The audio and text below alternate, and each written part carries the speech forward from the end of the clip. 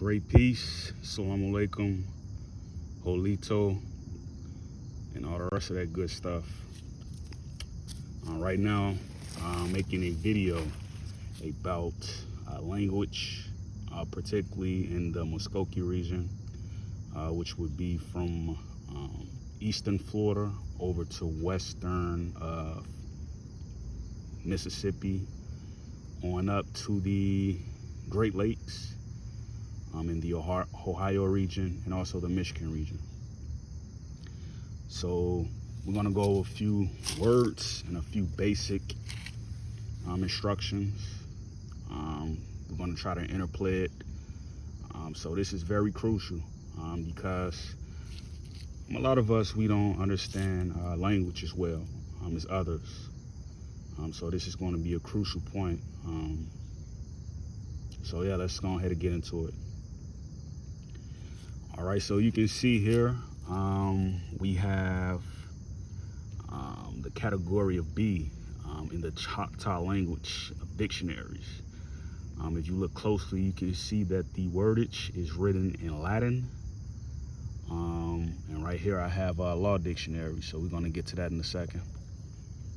In this language right here, you can see it looks just like what they would call English or Arabic. But I just want to point out a fact. People really need to realize when we're having discussions, they shouldn't turn into arguments.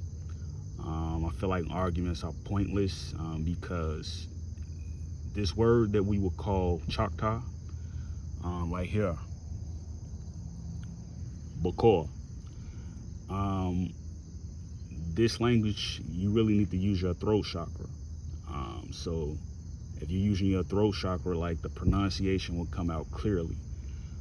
It's kind of like using English in terms of wordage, like short vowels, not so much long vowels, but it's all consonants and vowels. So you just rearranging them. You can kind of apply like your own recipe to them if you're making your own language, which really can be done because all language is the same.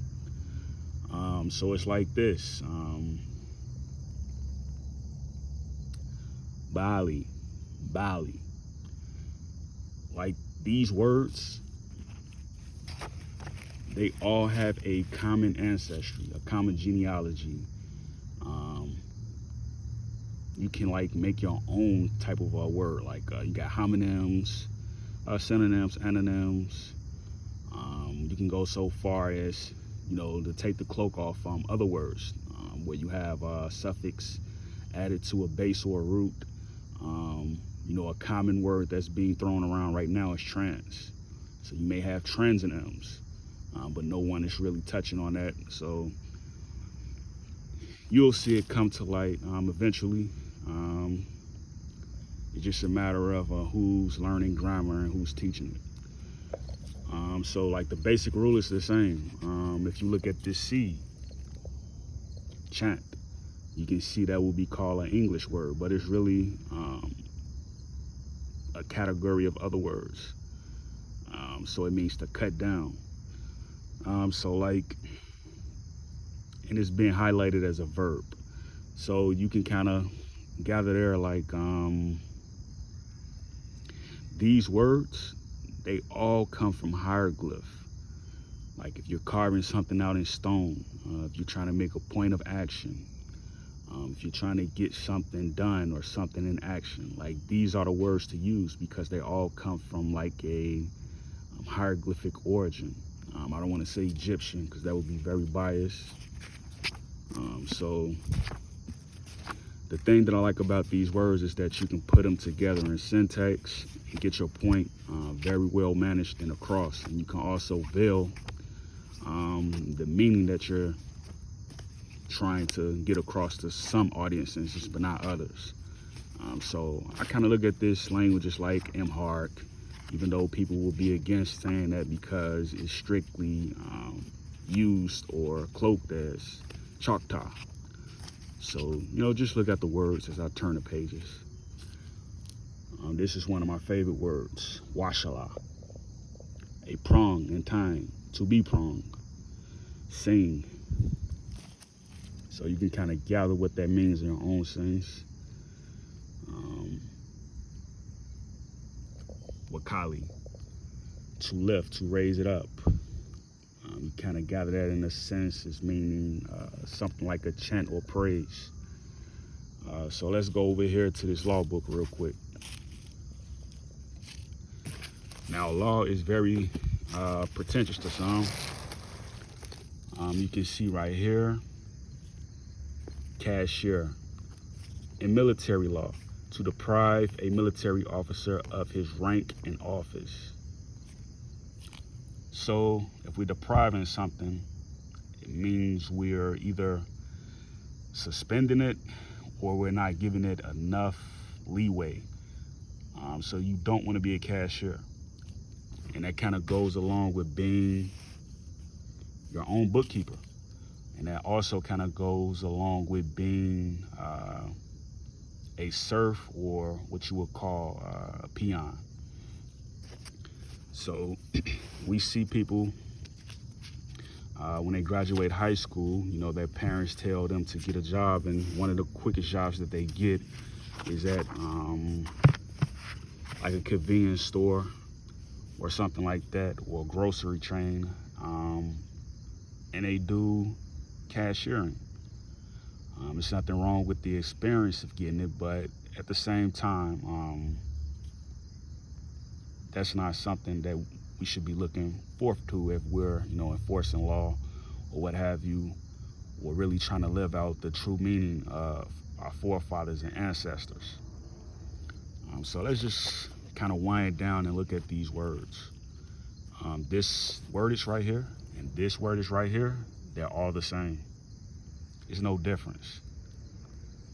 If you were to ask someone in French, what does this word mean? Captation. They would give you the definition of some semblance to what's written right here, depending on which era of French are we speaking.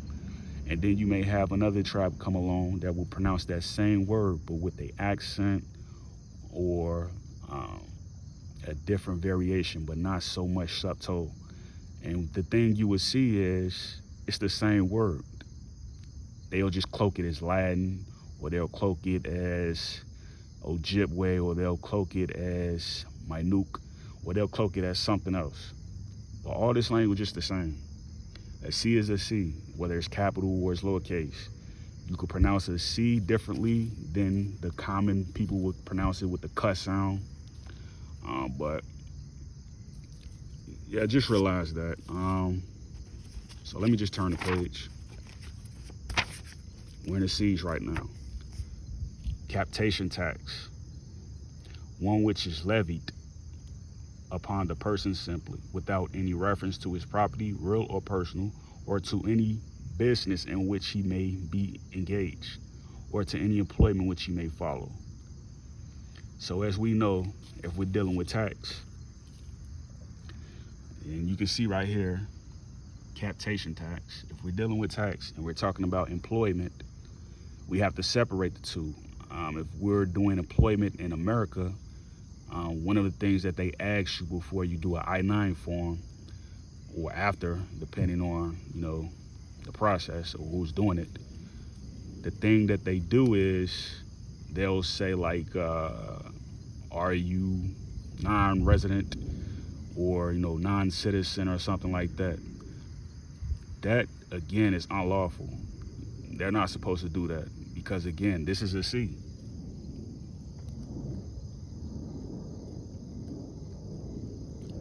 That is a C right there. So if that is a C, it has nothing to do with an E. A E will be gathered as a vowel or something else, you know, depending on whose tribe is affiliated with the teaching or the learning. They'll gather a different sense. And a C will be like consonants. So again, like the limited knowledge that we do have in our search, or, you know, of learning different language, and learning different rules, and learning different bloodlines, You can see that, we've been taught in error. Whether you're college level, technical, elementary, you've been taught wrong.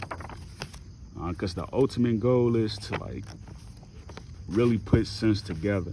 You know what I mean? Just put it all together and not necessarily have rules. Because the thing that I like about different syntax is you don't have to add a period. You don't have to add an exclamation mark. You don't have to add a colon. Everything can be lowercase. Particularly, that's how I like to write my syntax. So you can be Muskogee or you can be Comanche. Doesn't matter.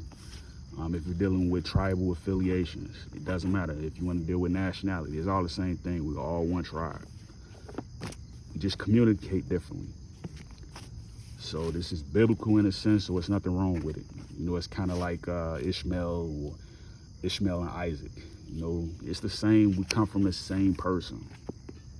People try to separate us. You're not supposed to turn down your brother. You're not supposed to turn down your sister. I just saw a word, graph.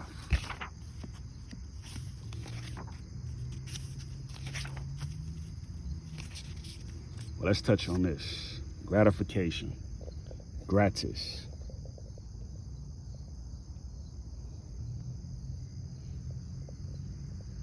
Those are important words. And one thing that I would encourage people to do is, if you're dealing with language from the point of self-employment, look up the legal implications of the first letter of your surname. That will guide you into the sense of where you need to go and the language that you need to use. Because ultimately, that's going to free you. If you're behind someone who is scholarly, like a judge, or someone who deals with high-level masonry, and they can open the hidden door for you, make sure you point out the fact that, hey, I'm trying to free this person, I'm trying to free myself. My last name is this, so I need to, make sure I apply that. So if I'm applying that, I want to make sure I look up the last name and also the last name that's implicated with the legal definition. So if you're Williams, you will be in a W. And when you're looking at the W's, you will have a different sense of word.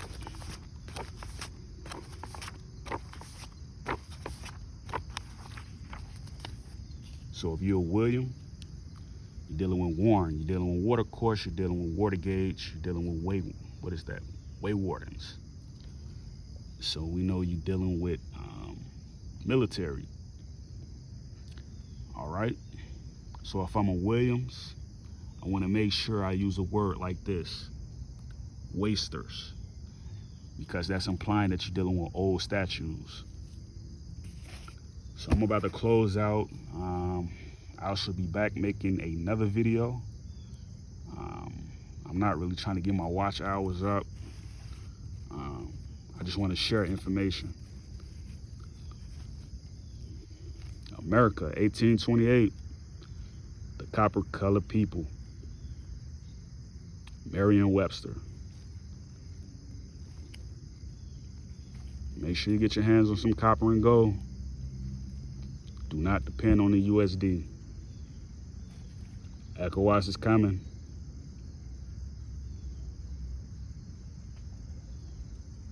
Hallelujah.